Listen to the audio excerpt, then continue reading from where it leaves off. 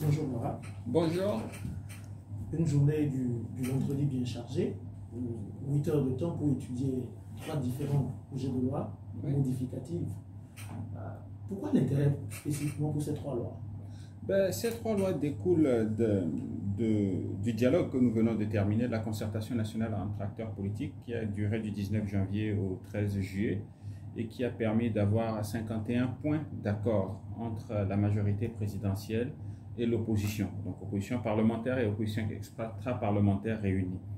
Donc, ces textes-là touchent les élections régionales qui sont en vue, notamment le code électoral. Bon, il y a également la loi sur la décentralisation et la loi sur les manifestations publiques. Donc, c'est en application des propositions que nous avons faites par consensus au dialogue que nous nous sommes réunis aujourd'hui pour pouvoir mettre en œuvre ce sur quoi nous nous sommes entendus. Ok. Prenons le code électoral. Le code électoral, c'est 47 articles modifiés, 4 nouveaux articles créés. Tout de go, quelles sont les innovations majeures? Est-ce de l'innovation ou bien on vient renforcer l'existant? Ça dépend dans quelle perspective on se place. Si nous regardons de façon globale, il s'agit d'améliorer l'existant. Nous n'étions pas en train de faire une révolution. Nous avons un code électoral, en tout cas, qui est issu de l'accord politique global en 2006-2007. Et donc, c'est autour de ces choses-là qu'on essaye d'améliorer. À chaque élection, on essaie de voir quelles sont les insuffisances qu'il y a et on essaye d'améliorer pour essayer d'organiser des élections les plus parfaites possibles. Spécifiquement pour bon, dans ce cas-ci, la conclusion à laquelle nous sommes arrivés, c'est qu'il fallait modifier la structure de la CENI. Donc, c'est toujours 17, 7, 7 et la composition que vous connaissez, sauf que nous faisons un peu plus de place aux partis extra-parlementaires. Donc, au lieu que les partis parlementaires aient 5 sièges, ils en ont désormais 4. Et les partis extra-parlementaires, qu'ils soient de la majorité présidentielle ou de l'opposition extra-parlementaire, ont également 3 sièges. Ce qui est une innovation et qui est une amélioration. Amélioration dans le sens que maintenant nous avons des élections locales. Donc, il y a des partis qui pourraient être représentés au plan local, qui ne sont pas au Parlement, mais qui pourraient donc, à ce titre-là, également siéger à la CENI. Donc, c'est pour rendre le processus démocratique plus inclusif. Donc, c'est une amélioration qui tient compte du nouveau contexte dans lequel nous évoluons. Il y a la biométrie, il y a la transparence. Effectivement, comme vous l'avez pu le voir, en fait, il y a beaucoup d'innovations. Si nous devions commencer à aller une à une, nous ne finirions pas aujourd'hui. Mais les choses majeures que nous retenons, c'est que, bon, il y a l'introduction de la biométrie pour l'inscription sur les fiches, d'une part. Il y a donc la restructuration, la façon dont nous mettons la CENI, et pour plus de représentativité. Et bon, ce sont donc des innovations. Il y a la question de l'authentification du bulletin de vote, qui a entraîné de longs débats, et sur lesquels finalement nous sommes tombés d'accord. Une double authentification. Et en cas de conflit, bon, la signature l'emporte sur l'hologramme l'emporte sur la signature.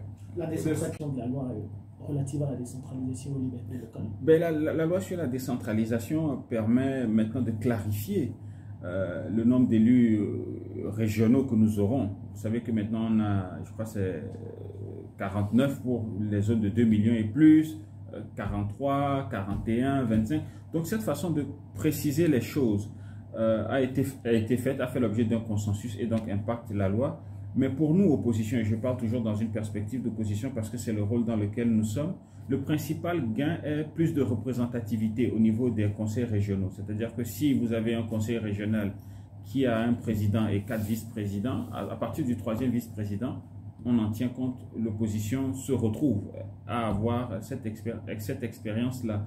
Et tout cela pour nous, c'est cohérent avec le type de scrutin que nous avons qui vise à dégager certes une majorité, mais à permettre à l'opposition d'exister et d'être aussi représentée. Comme ça, elle apprend. Et puis bon, c'est une démocratie plus inclusive. C'est l'idée derrière. Donc, concernant la décentralisation, ça c'est un des avantages. L'opposition sera plus représentée d'une part. Il y a une clarification sur ce que chaque région a, sur qu'est-ce qui constitue la circonscription.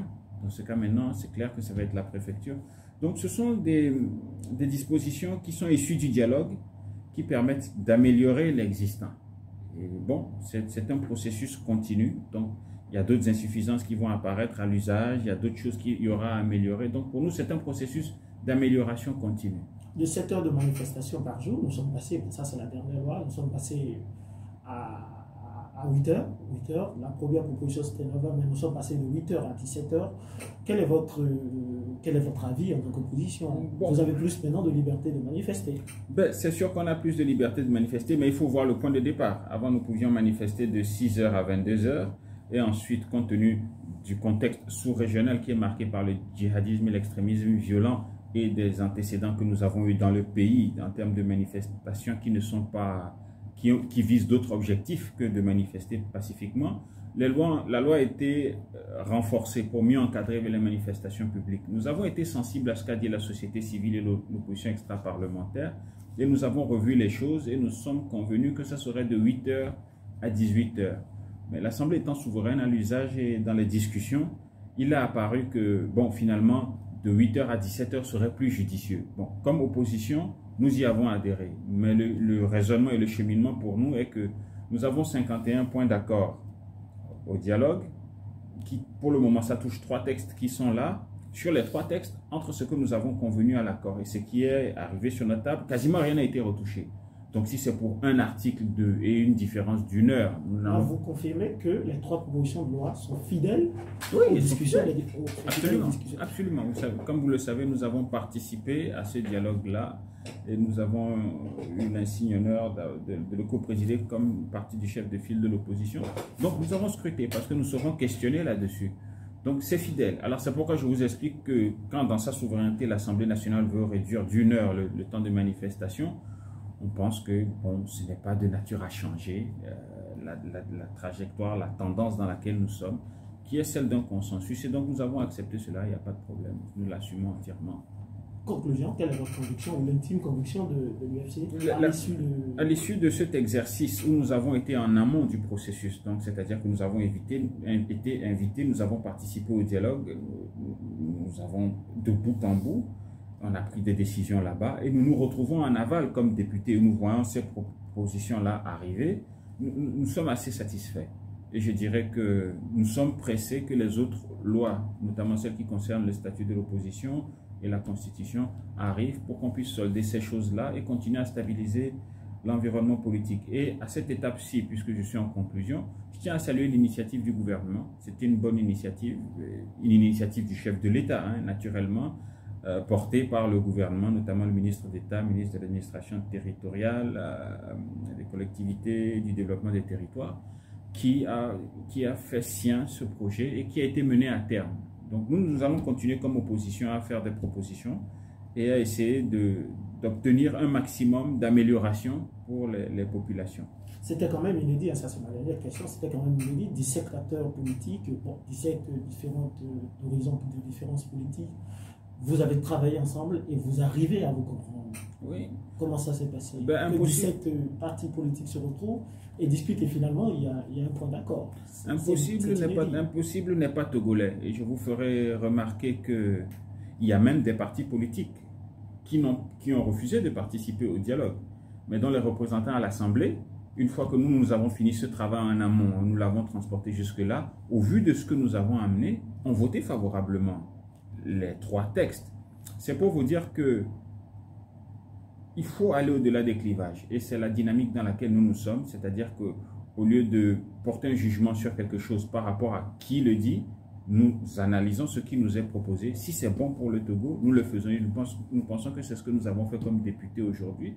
17 partis, nous espérons que maintenant le dialogue continue et qu'on ait le cadre permanent de dialogue pour que ceux qui ne sont pas venus à ce premier round comprennent l'utilité de la démarche maintenant que nous sommes vraiment en train de mettre en œuvre ce que nous avons convenu pour nous rejoindre et que les consensus que nous aurons à l'avenir soient de plus en plus larges. Merci beaucoup. C'est moi qui vous remercie.